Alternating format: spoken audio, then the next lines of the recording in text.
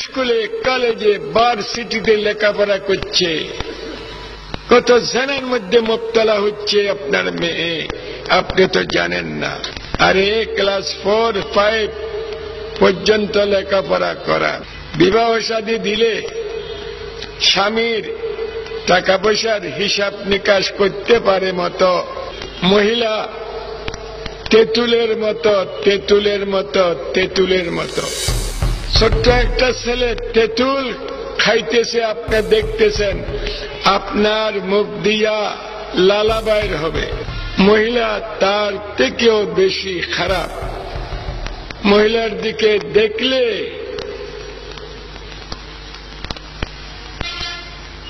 দিলের মধ্যে লালা বাইর হয়, বিবাহ করতে ইচ্ছা হয়, লাভ ম্যারেজ কোর্ট ম্যারেজ করতে ইচ্ছা হয়। কেউ যদি বলে একজন বুড়া মানুষ, হুজুর মহিলাকে দেখলে আমার দিল খারাপ হয় না, খেয়াল দিলের মধ্যে আসে না, তাহলে আমি বলবো ভাই এ বুড়া, তোমার ধ্বজভঙ্গ বিমার আছে, তোমার পুরুষত্ব নষ্ট হয়ে গেছে।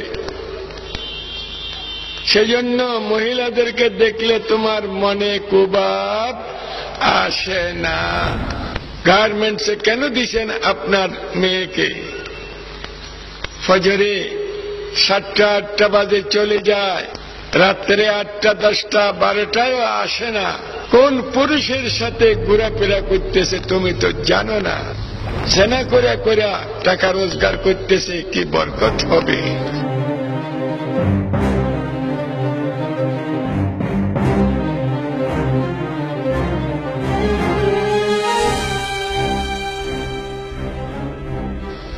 জেনা করে করে টাকা রোজগার করতেছে, কি বরকত হবে?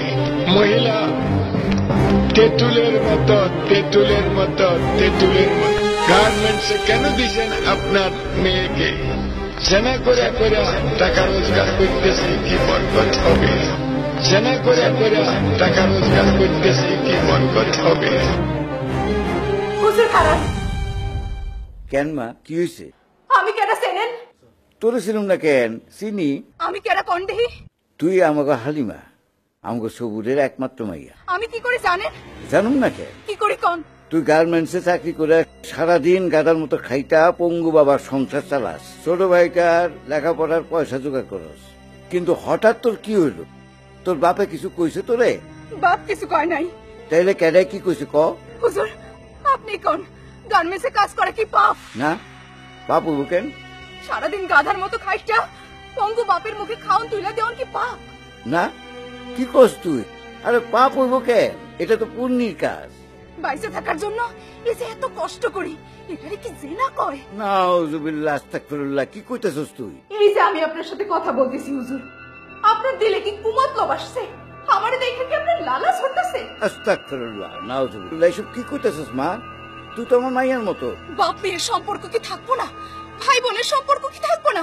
দুনিয়া থেকে স্নেহ মায়া মমতা ভালোবাসা উঠাইয়া দিয়া সমাজের মধ্যে মানুষ শুধু কুমতলব নিয়ে ঘুরে বেড়াইবো? আচ্ছা হুজুর, এই যে আপনার আর আমার মধ্যে স্নেহ মায়ার মমতার বন্ধন, এই বন্ধন কি থাকবো না হুজুর? আপনি কোন থাকবো না?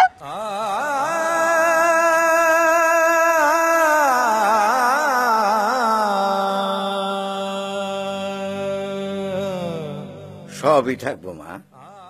দুই একজন খারাপ লোকের লেগা আমাকে সমাজ তো নষ্ট হয়ে যেতে পারে না মা। তাইলে শফি হুজুর এই কথা কেন কইলো?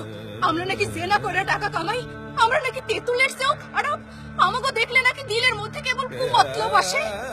না রে মা, সব মিথ্যা কথা, সব বানোয়াট কথা।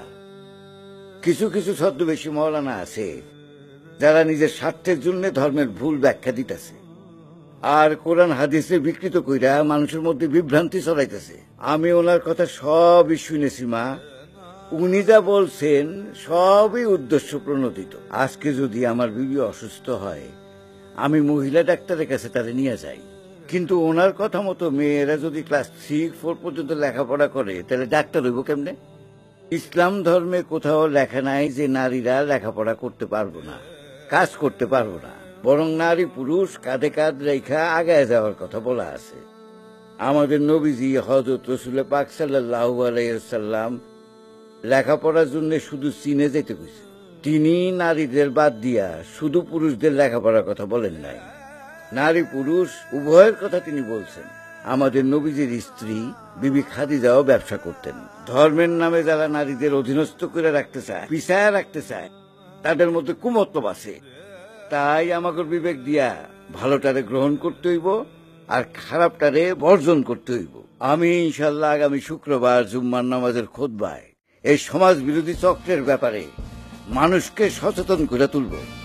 আয় মা, আমরা ওই মুখোশধারী শয়তানগোর আসল চেহারাটা জনসম্মুখে প্রকাশ করে দেই। আমাদের এই সোনার বাংলায় দেশ বিরোধী চক্র আর যেন কোনোদিন কোন ষড়যন্ত্র করতে না পারে। চল, তুই আমার সাথে চল। নিজেদের স্বার্থ হাসিলের জন্য এক শ্রেণীর ধর্ম ব্যবসায়ী ধর্মের ভুল ব্যাখ্যা দিয়ে জনগণকে বিভ্রান্ত করার অপচেষ্টায় লিপ্ত রয়েছে। এরা নিজেদের ভোগবিলাস ও সুবিধা লাভের জন্য পবিত্র ধর্মগ্রন্থের ভুল ব্যাখ্যা দিতেও দ্বিধাবোধ করে না। 1971 সালের মহান মুক্তিযুদ্ধ চলাকালীন সময়ে এরা বর্বর পাক হানাদারদের পক্ষ নিয়ে লুণ্ঠন করেছে আমাদের মা বোনদের সম্ভ্রম, হত্যা করেছে নিষ্পাপ শিশুদের। এই ঘাতক চক্রই আবার তৎপর হয়েছে ধর্ম হেফাজতকারীর ছদ্মবেশে। মন গড়া ও বানোয়াট নিয়ম নীতির কথা বলে নারীর প্রতি প্রতিনিয়ত করে যাচ্ছে সহিংস আচরণ। লিপ্ত আছে নারী সমাজকে পিছিয়ে রাখার ঘৃণ্য চেষ্টায়। এদের কাছে রাষ্ট্র, সমাজ, ধর্ম, দেশের মা বোন কেউই নিরাপদ নয়। আসুন এদেরকে আমরা সামাজিক ও রাজনৈতিকভাবে প্রত্যাখ্যান করি। জনস্বার্থে বৃত্তান্ত ৭১।